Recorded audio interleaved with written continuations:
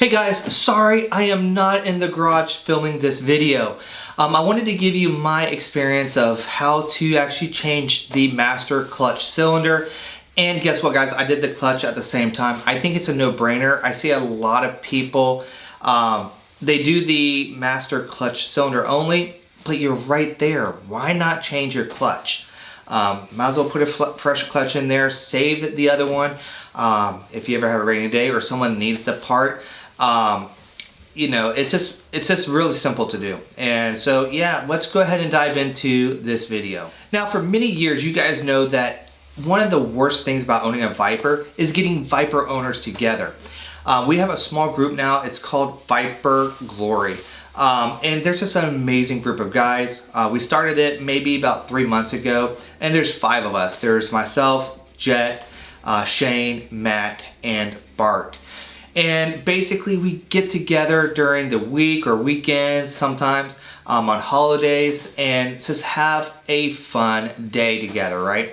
And sometimes it's all of us, sometimes it's only a few of us, but we still try to make it a monthly thing to do something with each other, right? Whether it's at our house or if we go somewhere else, we go to a park, we go to do something. That's kind of what we have, just to try to be active, try to do something with our cars, because when it gets to a certain point, we're not going to be able to drive the cars because it's too hot, it's too expensive, whatever the situation is. And then we have to wait for the situation to change to really be able to drive these vehicles again. So with this being said, what happened? I made a YouTube video on Friday night talking about how reliable the Viper is, right? Probably shouldn't have made a video about that, but I basically said that, yeah, I won't be able to do any do-it-yourself type of projects with this vehicle because it never breaks down. Well, the next day, going to a Cars and Coffee at Amateur Works, I wake up at 5, can't find my keys, can't find anything, just having one of those days, just not a great start. I get into the car. Normally I drive barefoot just because I like it. That's a feel that I like. But I had shoes on. You know, I had pants on, I had a sweater on, I had a leather jacket on, I had a hoodie on, just because of the fact that I had the top off. It was like 30 degrees. So now I'm leaving the house about 5:30 to meet the guys, and guess what? My clutch pressure was like none. I pumped it a little bit thinking maybe it's just because it's cold and I have shoes on, so maybe that's why it doesn't feel the same. I drive the vehicle out, we get to the gate and it was completely, well, to the floorboard. So I had to turn around, come back home, turn off the car, put the car in reverse, and then turn the car back on. And I'm sure the neighbors loved it, but they're very, very cool. They're very understanding. I don't do it very often, so no one had an issue with it. I backed the car in. I called Shane. Shane, can you come pick me up? I didn't know if he was having his son with him or if he didn't have his son with him, but you know, we were expecting to roll at least 3 deep to the Cars and Coffee, and unfortunately we show up in Shane's car. Bart's like, what happened to your car? Transmission issues, you know, I have no clutch. He's like, oh, it sucks. But we went to the Cars and Coffees anyway. Now we get there, we're walking around, and Bart says, you know what, let's just leave here and let's go to your house and look at the car. Let's find out what's wrong with it. And maybe it's just something simple, or it could be something that we actually have to work on the transmission. We just don't know. Let's go look at it. So I'm like, okay, but we all had plans that afternoon, but we canceled them because, you know, what was more important? The car, right? So he gets here, and as soon as he gets here, he had me go get something, and I forget what it was, but he wanted me to go get something. By the time I came back from getting whatever it was that he wanted me to get, he's like, yep, it's your master clutch cylinder, it's gone. So basically, I already know what it is. Now it's like, bad news, you gotta drop the transmission. Good news is we could do it ourselves. But the bad news is Bart was leaving very, very soon.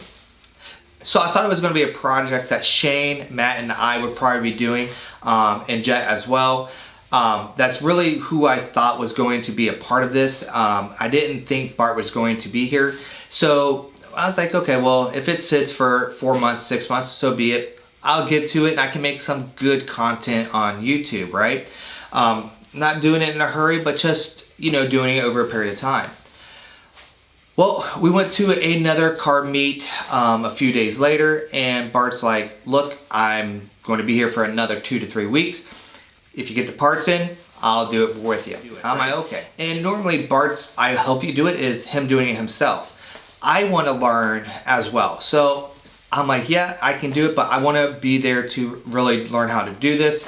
And sure enough, you know, I got that experience and I am able to learn how to do it. So what ended up happening was a Saturday morning, we actually planned it. Unfortunately, could have been the weekend of the 24 Hours of Daytona, but I had bought tickets for that and I was in Daytona. The next weekend was the weekend that we actually started this job. 8 o'clock in the morning, I think, or 9 o'clock is when we started showing up. We all had breakfast, we talked, we joked, and about 10:30, 11 is when we actually started the work on the car. So I just want to do a quick walkthrough of everything I've done before my friends show up. First of all, remove the shifter.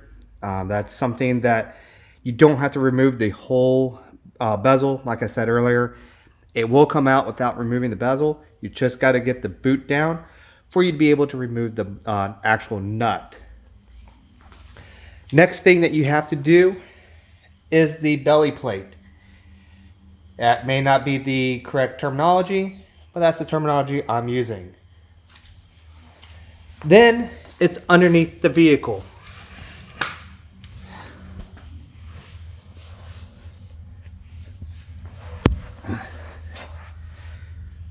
These bolts right here, you got to remove.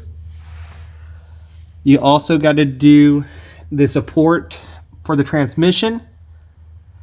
All these are 15 millimeters that you can use to remove. And I still have the drive shaft on. But it's pretty easy to get to. Remember, there's 12 bolts down here, 6 on each side. That's the belly plate that hides the transmission and everything else when it's actually covered. But so far, that's what we've done. Once my friends come here, we're going to do the rest of this and have a transmission jack to support the transmission and get the new clutch and the other parts that need to be replaced done on this vehicle. So far it's not too difficult. I'll let you know my perspective once everyone's here and we're actually working. Now this is just a gathering as well. So it's just a group of guys that we get together and we have fun. So it's a good group of Viper owners here in the Central Florida area that just help each other out with our cars, talk, and just have fun. So guys, I'll see you guys in the near future. I was lifting all the time. I just came back from Afghanistan. And this is Bart. Yeah, anytime you go overseas, like, you're gonna get working on the transmission with me. I just came back and I was And the doing crew? that same workout because I didn't want to get out of shape. Hey-o. Hey crew. So, the guy does that to me. And he's really out of shape and all this other time. Like, you should use gloves. And I'm like, there's nothing that says you can't use gloves. Dude, first, I would have lost my shit on him. Well, right. Now Bart's basically like a Viper tech. I say that in the best way possible because he owns about 5 different Vipers from a Gen 3 to a Gen 4. He has a Viper ACRX. So he knows his Vipers. He's done about 20 different transmissions in the Vipers. So he is somebody I completely trust with my car. And especially he's helping me for free, right? Instead of spending $2,000, $3,000 at a dealership or a transmission shop, we're doing it in my garage. And to me, that speaks volumes for this whole group, right? We all come together, we drive to each other's homes, and we help each other. And that's the best part about this group. Then I'll just stay on the transmission. Yeah. I think there's another one up there. Do you need light? No, it's good. We got plenty of light. Yeah. That's it. We shouldn't have to undo anything else for the sensors because this is all like modular. Sorry. I think I need a 9/16 Hell yeah. wrench. Now, I'm forcibly going out of the thing. You have to honor that. You have to honor that. I do miss San I do too, but then I don't miss the politics. And I don't Is this everything we have? Back then, it was. Yeah. What do you need? I got tools at home all day. Which one? What size? I got that at home if you need it. like 1/16 or 17, 18, 19 mil. I'm on it. You know what? This gives me purpose. man. I'll be right back. You missed? By the time you get back, we'll find it. Nope. Anything else on there? I got 2 extensions. No. We'll let you know when you get back. Hey, I'm just like, You might as well leave your phone. am I the fireman now? I'm not E3. That's what I feel like. We need this Let right me here. explain to you how working on cars goes. You do something. These are new tools? What's up? These are all new tool sets? Pretty new. Usually I just have it in my garage. Hey Bart, Yeah. um, Except for Can I drink one of these monsters? you can have it. Which is on the plastic and not on the. This one is a different one. I might need a size bigger. But in Illinois, like, and even then they made it a pain in the ass. Yeah, I need one more size bigger. What is that size bigger? So Corn, weight, everywhere. I used to go. 10 16ths, 11 16ths? Screw. So the first day, Saturday, after we get out there, we start working, we get the transmission down. Now there are 8 bolts that you have to take off. Now 7 of them is pretty easy to do. The 8th one, not so much. You really need about a 3-foot extension, and basically on the very top of the engine there's a bolt here and there's a bolt here. Now this bolt here is on the passenger side, so it's very difficult to get your hand up there to actually feel for where that bolt is. So you have to have the right angle and you have to have the right movement in your arms to be able to do it. My arms is about as big as this area will let it be, because if your arms are much bigger than this, then it's almost impossible for you to get your hand up there. So once you have the extension on there, it was super easy. You can pull the transmission off and it will come down. And that's what ended up happening. After we found the 8th bolt, it was super easy. We get the transmission off, we replaced a part. The part was easy to do. The clutch was pretty easy to do. Now the reason why I did replace the clutch is, to me, it's a no-brainer. You know, I probably have another 5 to 10, maybe 20,000 miles left on that clutch. You know, you never know where the clutch is going to go bad. But it still had life on there. So why did I do it? Well, why not? You already have the transmission off. Just take off the bell housing, get the rest of this car done, so you don't have to worry about my clutch going out 10,000 miles, 5,000 miles down the road. You know, you're doing something fun, you have some big event planned, and now all of a sudden your clutch is gone. Yeah, you know, just go ahead and replace it. You know, this is one of those things that's preventative, right? So if you have everything off, why not do it? You know, you spend a few $100s for a clutch, it's a no-brainer. So yeah, that's what we did the first day. We replaced the clutch, got the clutch on. Now they do have to be torqued to a certain spec, and I think it's either 22 foot-pounds of pressure or 22 inch-pounds of pressure. I can't remember what it is. But so with this being said, we had to actually stop the project for the day, but we went out and we finished playing cornhole. We had fun. We did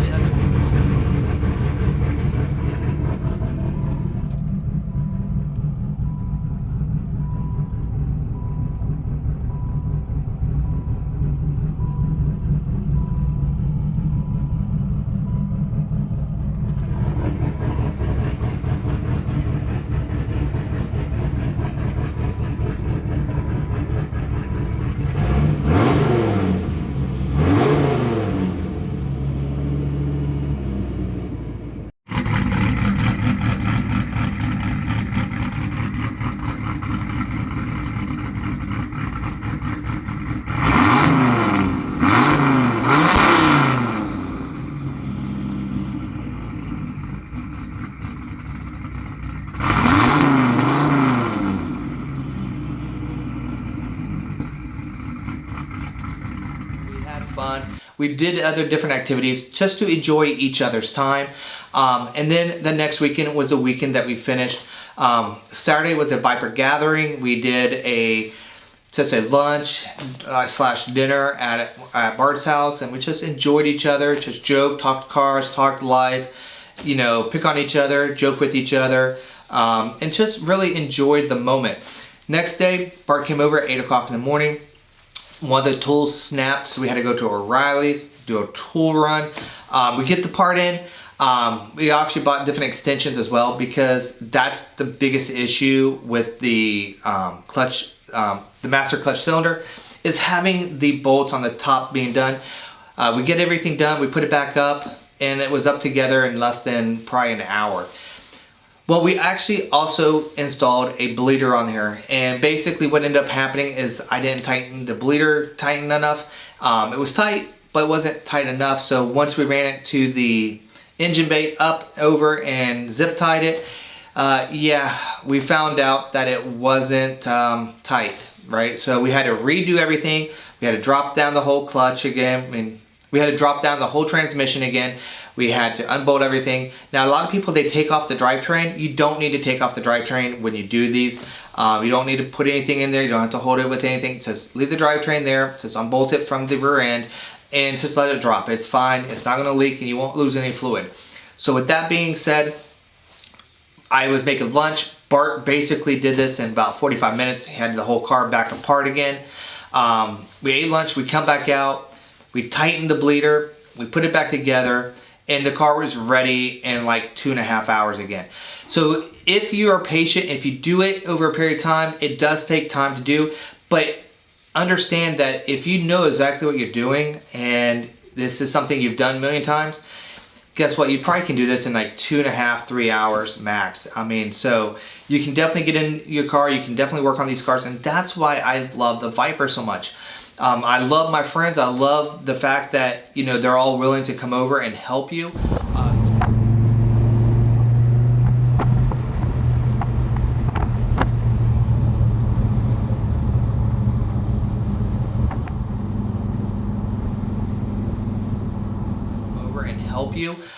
Tomorrow, guess what, guys? We're working on Bart's car. We're doing some detailing. So guess what? You coming with me to see the group tomorrow? I'm not sure how many of us are going to be there, if it's just going to be Shane, Bart, and I, or if some others are going to join in with us. But it's going to be another Viper day. It's going to be some more fun. But thanks for watching this video. So final thoughts. Do I think I would have been able to do this on my own? I do, but I think it would have taken me a lot longer. I think it would have been good content for me to really share and teach other people how to do it, because you learn from, you know, your mistakes, you learn from different things. So yeah, I think that aspect, it would have been good. But I love having my car back. I love being able to drive it. I love just taking it out, and you know, I love the car. So guys, if you are afraid of owning a Viper because you're afraid of the maintenance, just understand you can do this. This is something that is doable. You just have to put a little effort in, and it is an amazing car. So guys, thanks for watching this video as always. Sorry I haven't been uploading anything. I've just been super busy. I hope a little bit more uploads coming up in the near future. But guys, thanks for watching this video as always. God bless and take care.